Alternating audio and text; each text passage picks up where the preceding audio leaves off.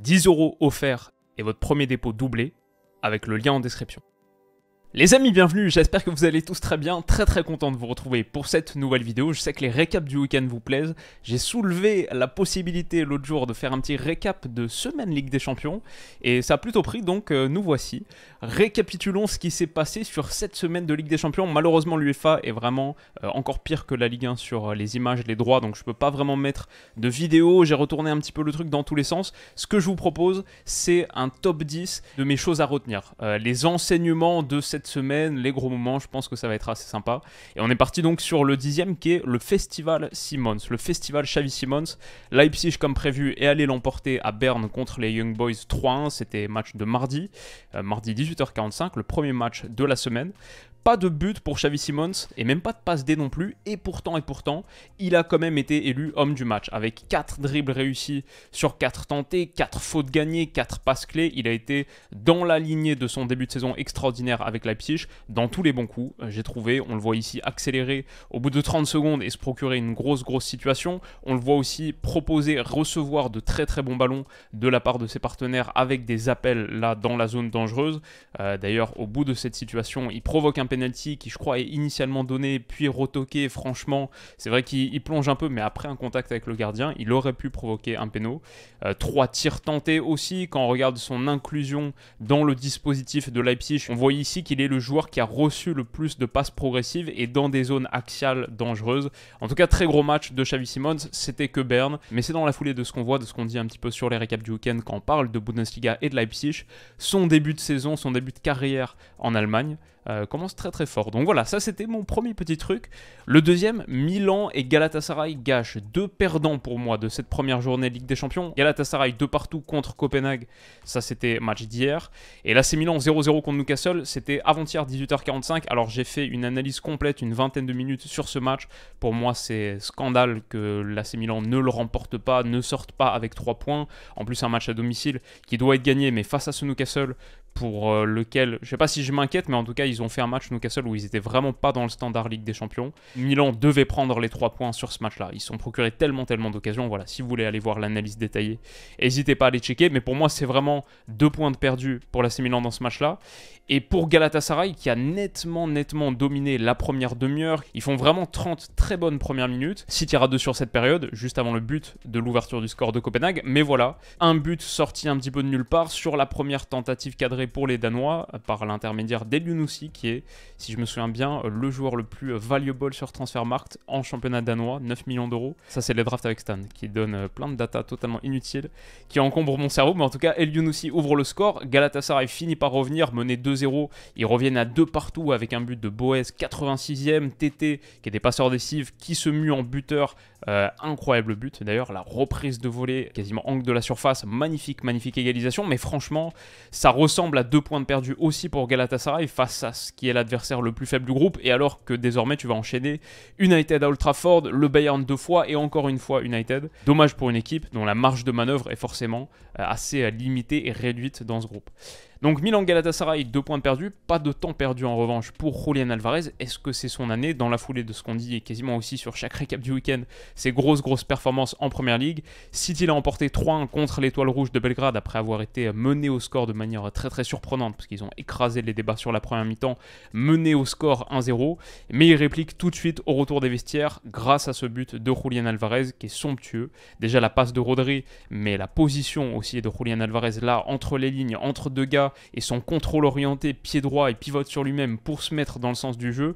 Liaison avec Erling Haaland. Les deux ont vraiment développé une belle complicité. Généralement, on est habitué à voir Alvarez dans le rôle du passeur, du distributeur, mais là, c'est Haaland qui donne un ballon parfaitement timé. La course d'Alvarez, elle est géniale, mais aussi le double contact pour éliminer et ensuite aller mettre dans le but vide, vraiment en 2 touches ultra rapides, moins d'1 seconde d'écart entre les deux. C'est vraiment un beau geste de buteur pour un gars qui est un super joueur. Son coup franc là, pour le 2-1, 2-1, il a beaucoup plus de réussite. C'est vraiment une grosse erreur de Glazer dans les buts qui, pour le coup, a fait un match, je crois, à 13 arrêts. Grosse partie, mais quelques erreurs, dont celle-ci, qui permet à Alvarez d'avoir un doublé. Mais même au-delà de ça, il y a 8 tirs tentés, 3 dribbles réussis, 2 tacles réussis aussi. Il a obtenu la note parfaite de 10 sur WhoScored. Très gros match pour Alvarez dans ce rôle de numéro 10. Ce qu'on dit dans le récap du week-end, c'est que même en l'absence de Kevin De Bruyne, City a cette qualité créative. Foden, Alvarez, les deux notamment, qui sont pas mal. Et il y a eu une entrée intéressante pour Oscar Bob aussi, le petit Norvégien, dont on a parlé rapidement sur ce début de saison.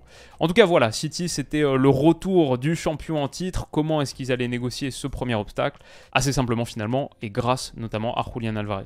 Sacré Bayern. Alors, sacré Bayern parce qu'ils l'ont emporté 4-3 contre Manchester United à l'Allianz Arena. J'ai analysé le match hier, donc vous avez aussi une vingtaine de minutes sur cette rencontre. On va pas trop s'étendre dessus. Ce que je vais dire, c'est que super prestation individuelle de Jamal Musiala. Il a vraiment crevé l'écran. En revanche, on voit aussi à quel point, mon analyse un petit peu sur ce match, c'était le Bayern gros plafond. Sur le secteur offensif, quand tu as Musiala qui est dans cet état, quand tu peux faire rentrer Coman, quand tu peux faire rentrer Thomas Müller, mais dès le départ, Sané qui a fait un bon match aussi, j'ai trouvé, Gnabry sur le côté, ok, Kane bien sûr devant, il y a une qualité offensive et un plafond offensif qui est très élevé. En revanche, il y a encore de l'entente, de la complémentarité et des automatismes à peaufiner. Le débordement de Davies, là, Kane ne l'avait pas senti, peut-être il n'est pas encore habitué, mais c'est clair qu'il doit la donner ici pour ensuite un centre en retrait. Je veux dire, le Bayern est en 4 contre 3 sur cette situation. C'est vraiment le mauvais choix qui est privilégié par Kane. Donc voilà, sur ce match, j'ai vu un Bayern qui a un gros potentiel, mais je ne ressors pas en étant parfaitement convaincu en mode « Ah ouais, ça c'est vraiment la deuxième équipe derrière City qui peut gagner la Ligue des Champions, c'est mon deuxième favori, c'est assez net. » Non, pas encore, parce que c'était un match intéressant, mais déjà pas du tout parfait. Et parce qu'il y a encore plein de choses à améliorer pour avoir vraiment une équipe qui adore. Mais par contre, je trouve que le potentiel est très élevé. Donc ça, c'est ce que je dirais sur le Bayern, qui en prend quand même 3 contre un United, qui n'est pas franchement impressionnant. Donc ça montre aussi la marge d'amélioration, même si, encore une fois, c'est un match où je ressors avec limite plus de questions que de réponses, parce que tu dis ça, mais Kim et Upamecano, je les ai trouvés très solides en charnière. C'est pas forcément eux qui sont impliqués sur les buts. Il y a ça, il y a la force du banc aussi que j'ai voulu mettre en avant. Ça, c'est quand même un très gros point pour le Bayern. C'est sans doute quand même l'équipe que je mets dans mon top 3 des favoris pour la Ligue des Champions, mais sans que j'ai été bluffé sur le terrain. Juste, je me dis, ça peut marcher. Et quand ça marchera très fort, parce que quand tu as tout ça sur le banc, De Ligt, Coman, Choupo qui fait une bonne entrée, Thomas Müller, Tel qui a marqué aussi, Mazraoui, il me semble pas qu'il soit rentré. Pour le coup, Leimer, intéressant sur ce qu'il apporte avec ballon. Mais voilà, ce 4-2-3-1 du Bayern, il est vraiment costaud quand même. Et belle équipe, bien fournie. Mieux fournie en quantité que le Real Madrid, que pour le coup, j'aurais du mal à mettre dans ce top 3, même si c'est le Real. Pourtant, ok, ils ont nettement dominé l'Union, mais il a fallu attendre la 94e minute et un but de l'éternel Jude Bellingham, bien sûr. Son 6e en 6 matchs avec le Real. Il n'avait pas marqué la dernière fois, il était énervé. Bon, bah pas de souci, il remet le couvert, incroyable. C'est vraiment une histoire fantastique de ce début de saison. En tout cas, ce qu'on va dire, c'est qu'il est parfaitement cohérent avec l'interview qu'il a donnée à ESPN il y a quelques jours, autour du terrain, en tout cas sur le terrain, un petit peu de partout. Je veux être un artiste, mais dans la boîte, je veux être un tueur. Pour l'instant, il le montre plutôt. Et ça a permis donc au Real d'arracher une victoire, mais qui était nettement méritée. 32 tirs à 4, le véritable mur de Berlin en phase 2. Joselu a eu 11 tentatives sans réussir à convertir, ce qui est à la fois rassurant, trouvé dans des bonnes positions. Je crois que le Real touche 2 fois les montants. J'ai vu le match en entier pourtant. Rodrigo, ça je me souviens très bien, son centre pied droit coupé là, un petit peu ciseau acrobatique. Mais Joselu en seconde période. Mais Joselu, il me semble qu'il y a une tentative qui est déviée sur la barre. Même si elle n'est pas comptabilisée là. En tout cas, 11 tirs pour Joselu, mais en même temps, ouais, le manque de qualité à la finition d'un Real qui pourtant nous habitue à être tueurs dans les deux surfaces, vraiment ça. Un truc à signaler d'ailleurs, les 10 joueurs de champ ont eu un tir. Ça c'est quand même, ça doit pas se passer souvent. Et 16 pour les deux avants, 20 pour les 3 joueurs offensifs, incroyable. Ce que j'ai trouvé dans cette partie, c'est que Modric a été très bon, c'était seulement sa 2e titularisation de la saison, il me semble, après Getafe, et je l'ai trouvé vraiment très bon. J'ai souvenir d'un ballon là qui donne extérieur du pied en une touche pour accélérer le jeu. Dans l'ensemble, un Modric vintage, quoi, il est 38 ans maintenant, et pourtant tu as la sensation qu'il peut jouer jusqu'à 41, 42, 43 facile. C'est assez extraordinaire sa production, en tout cas quand il est là, même s'il va être un petit peu plus ménagé cette saison vu la densité de talent au milieu de terrain pour le Real Madrid. Ouais, assez extraordinaire. Mais bon, voilà, c'est un peu le Real classique du début de saison, sauvé par Bellingham. Est-ce que c'est une si bonne chose que Bellingham soit aussi prépondérant et donne autant de points? Ça signale et ça souligne un petit peu le fait que tu ne sois sans doute pas assez renforcé sur les postes offensifs avec la blessure de Vinicius. Intéressant, intéressant. Et j'ai quand même une pensée pour Renaud, qui du coup a pas eu son trophée d'homme du match. Je crois qu'il a été donné à Bellingham. Et pourtant, ça aurait été pas mal pour lui d'accrocher dans l'armoire à trophées, chez lui là dans l'étagère, un petit homme du match Ligue des Champions d'un déplacement à ce magnifique Santiago Bernabéu, le vaisseau spatial, pour un Union Berlin qui faisait sa première en Ligue des Champions. Ok, 5e point, 6e point, mais le 5e dans mon classement. Lens démarre bien. Lens démarre bien parce que ce match nul arraché à Séville, c'est un très bon point. Pour des Lensois qui ont souffert pendant 20 minutes, vraiment le niveau d'intensité imprimé par les Sévillans, que ce soit à la contre-pression, dans la vitesse simple du jeu, ils ont été un petit peu débordés. Ça permet notamment à Ocampos d'ouvrir le score et rapidement Séville prend les devants. Mais la réaction est excellente. Le coup franc d'Angelo Fulgini obtenu par Eli Wahi, il est parfaitement tapé, pleine lucarne, superbe. Et vu la production en seconde période, ici à partir de la 45e minute, 10 tirs à 5, Lens peut même s'estimer un peu malheureux de ne pas repartir avec peut-être plus qu'un point. Donc c'est encourageant, je pense que c'est très bien pour une équipe qui avait vraiment besoin de se remettre dans le bon sens. Est-ce que cette performance en Ligue des Champions peut être le catalyseur d'une équipe qui est pour l'instant lanterne rouge de Ligue 1 quand même? Mais maintenant, trop hâte de voir le match contre Arsenal. J'ai pas pu voir ce match contre Séville en direct, j'étais sur Bayern United. Mais le prochain, vous aurez l'analyse de Lens Arsenal en direct juste après le coup d'envoi, parce que ce sera la grosse affiche, ma grosse affiche, ce qui me semble être le mardi dans 2 semaines du coup. 4e point dans mon classement, Paris, c'est parti. Ça, vous avez eu l'analyse, la vidéo juste après le coup de sifflet final, donc je vous y réfère, 20 minutes pour vraiment rentrer en détail. Ce que j'ai bien aimé, si je dois vraiment synthétiser à l'extrême, un plus, un moins, le plus, je vais dire, le travail de pression. On a vraiment eu une équipe qui a récupéré un grand nombre de ballons hauts, parce que sa débauche d'énergie et même juste sa qualité organisationnelle, ces deux choses-là étaient au top. Là, on a vraiment vu un PSG moderne, niveau Ligue des Champions, celui qu'on attend de voir depuis trop longtemps maintenant. Les performances individuelles de Warren Zaïre-Emery qui a été énorme, Hakimi pas mal du tout, Ugarte, même Vitinha très bon. Dans l'ensemble, beaucoup aimé ce Paris Saint-Germain. Maintenant, l'axe d'amélioration principal pour moi, celui que j'ai souligné dans la vidéo, c'est le travail de la triplette, la complémentarité de la triplette sur les moments de transition offensive. Quand tu as autant de vélocité, autant de capacité à attaquer le grand espace, maintenant j'ai envie de voir plus de justesse technique et de meilleurs choix, en gros. Mais voilà, ça c'est quelques-uns des points que j'ai soulevés dans la très longue vidéo, donc n'hésitez pas à les checker si ça vous intéresse. Paris en tout cas démarre bien sa campagne de Ligue des Champions avant un déplacement à St. James Park dans 2 semaines.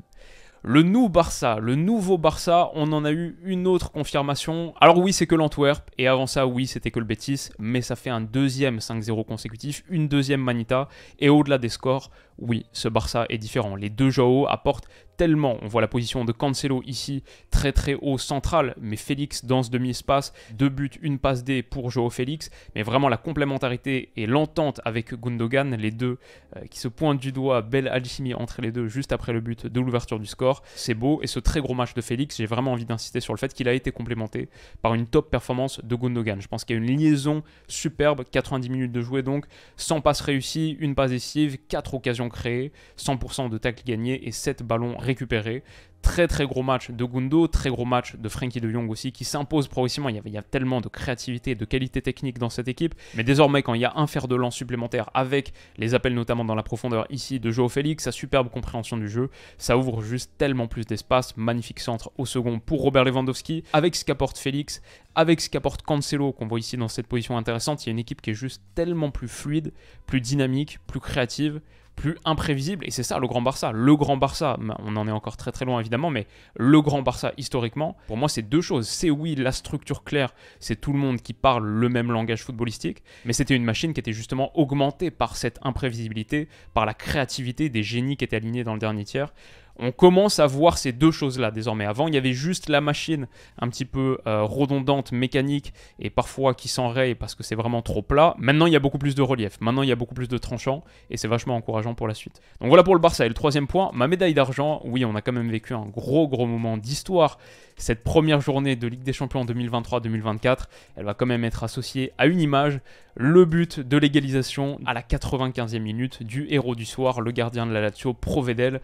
On a dépassé le temps additionnel, il est monté pour ce dernier corner extraordinaire ballon de Luis Alberto. Je trouve qu'on l'a pas assez souligné. Oui, la qualité de l'appel, elle est top comparée à tous les joueurs de la Lazio qui sont statiques, dos au but. Lui se déplace parfaitement dans le bon espace, mais c'est permis par un ballon fouetté avec suffisamment de puissance dans la bonne zone, mais vraiment il est très très bien mis. Ce ballon de Luis Alberto qui on sait a une qualité de pied. Ce centre, il est délicieux. La reprise de la tête, elle est parfaite.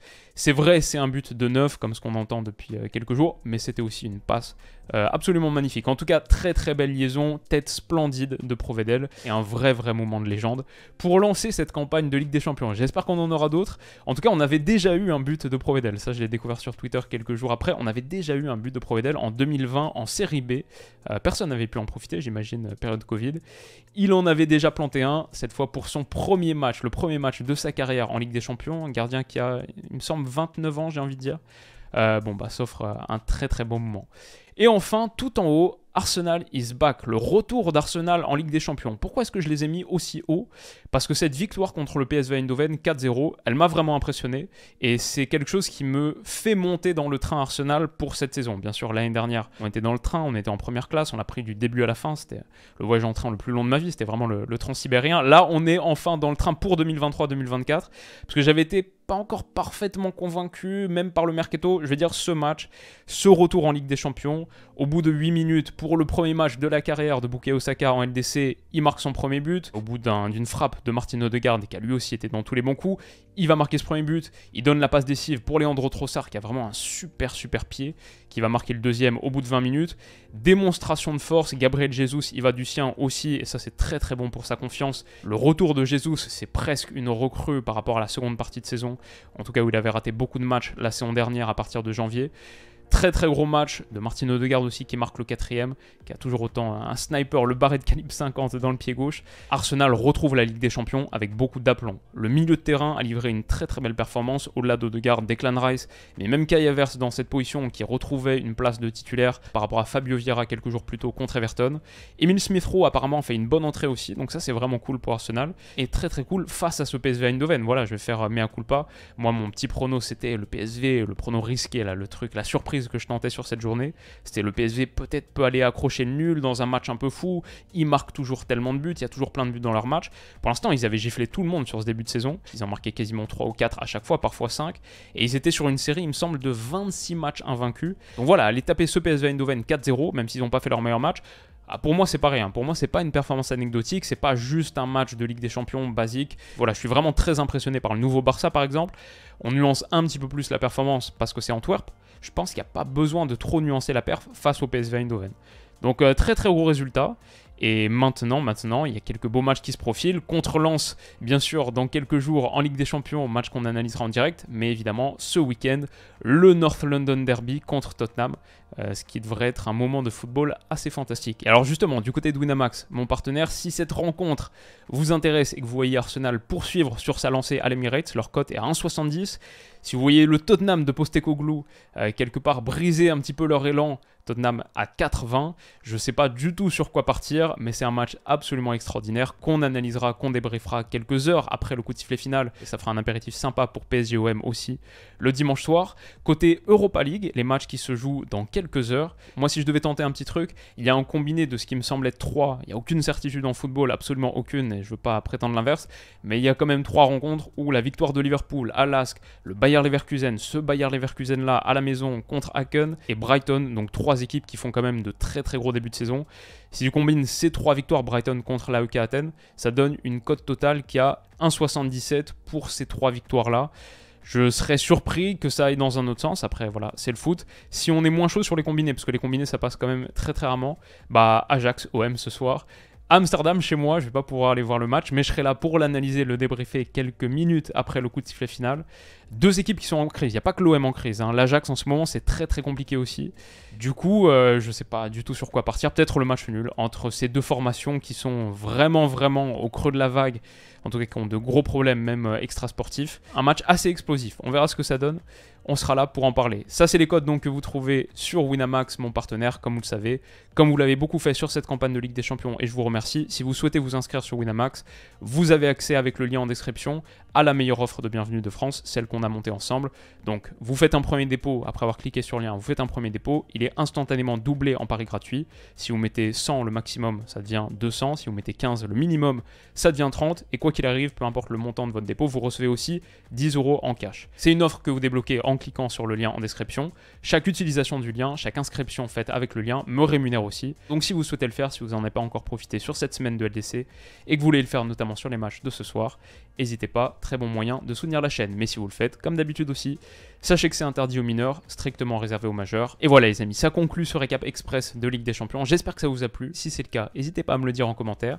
De mon côté, je file préparer la draft là qu'on va tourner dans quelques heures avec Stan. J'ai pas encore fini mon équipe. J'ai hâte parce que ça va être une draft, je crois, vraiment fantastique. Une de nos drafts à thème là, c'est un petit truc un peu original.